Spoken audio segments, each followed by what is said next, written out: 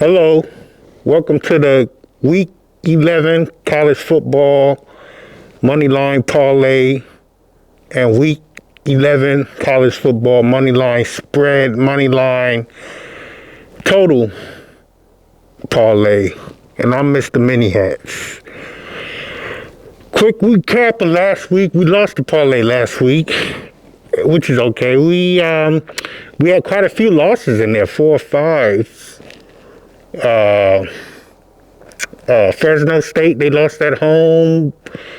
We had quite like 5 losses, which is good when you're doing these type of bets to get all that bad variance out in one ticket in one unit. That's a hell of a lot better than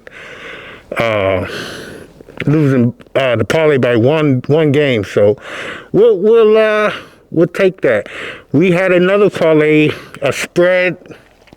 Money line parlay, we lost that, of course. So we've been doing one parlay a week, but we did 2 last week. We done 2 about 3 times this year, I believe. We haven't had any success. So gave away 3 units, which is okay. So we lost 2 units. So we're still up 8.2 units because we were up 10.2 units. So we lost 2 units. We're up 8.2 units for the year.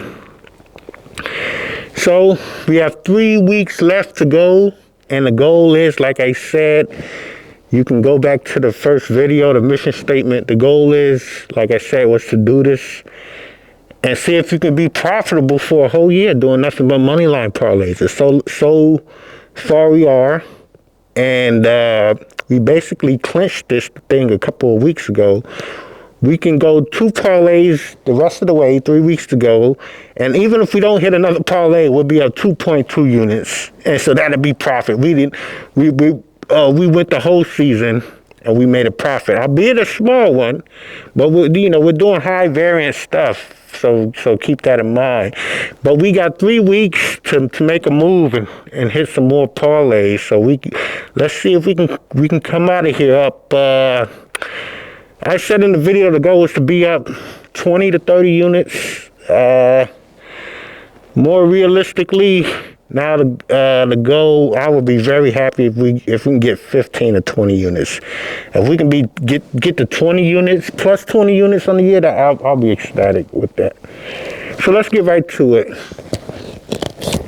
Here we go. This mask, excuse me, is very difficult to talk through this mask, and you have to understand that I'm a real one, and there's a reason why I have this mask on. So it's because I'm a real legit advantage player in this, so that's why I have this mask on. So, but it's giving me a little bit of trouble here, this Freddy mask, excuse me. Okay, it's a little bit hard to breathe. So the first game, we're going to take East Carolina. They're playing Florida Atlantic. They're playing at home. They should be able to handle Florida Atlantic at home. So they should be able to get it done. East Carolina, minus 286. The next game is Memphis. At home playing Rice. Coming off of the loss.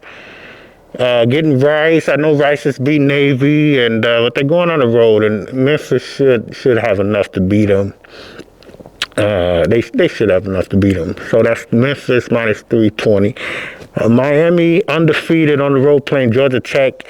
King is still questionable for Georgia Tech, but even if he does come back, first game back, I still like Miami just to win the game. Undefeated Miami, very good team Miami. So we like Miami minus 379 on the road. Minnesota on the road playing Rutgers.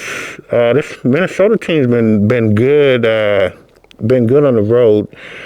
Had a big win against UCLA. Came back down 2 touchdowns. Won a parlay for us a few weeks ago. I've got burned a couple of times betting against Minnesota. And Rutgers, hey, they show signs and they show flashes of doing something, but they don't have nothing. And that's Greg. I made a post about Greg Schiano not too long ago. Greg Schiano, he's a bum. I'm sorry. He's just there.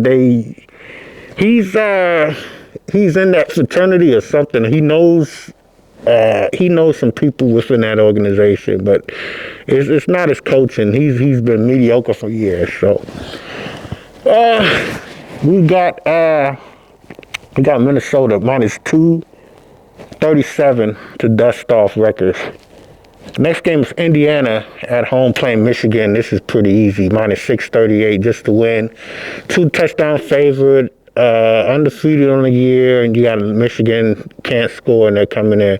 We're just asking Indiana to win the game. So that's Indiana minus 638. James Madison minus 711 at home playing Georgia State. They should get it done. Another big favorite. I think it was 16 and a half I saw. We're just asking them to win the game. Not asking them to cover, just win the game. So James Madison minus 711. Washington State minus 1,500 playing Utah State, the Lonely Sisters of the Poor.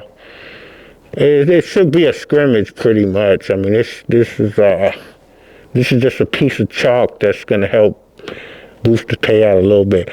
Penn State minus 467 at home playing Washington with the bounce back after the loss against Ohio State. They need a win, and they need a good win. And I didn't touch the side, the 13, but they should lay the wood on Washington at home, and we just need them to win the game. So Penn State minus 467. West Kentucky minus 759 on the road playing New Mexico State. That should be pretty simple. This could be a fight now. Pittsburgh minus 286 at home playing Virginia. Pittsburgh coming off the loss to SMU.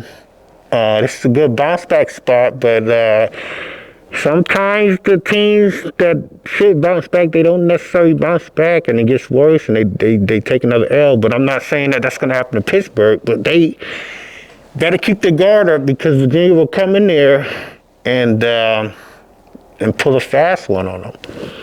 So Pittsburgh minus 286. And then the last game is Lafayette playing Arkansas State minus 614 at home. So we're just asking them to win the game. Spread was 16 and went down to 15. Yeah, Arkansas State might cover the spread, but to win the game, I don't think so. So let's quickly recap. Hey, we got 12 teams. Sometimes you're only allowed to do 10. You should be able to get 12-team parlay down somewhere. But if you can only do 2, then take the 2 highest juices off, which would be Washington State and James Madison. But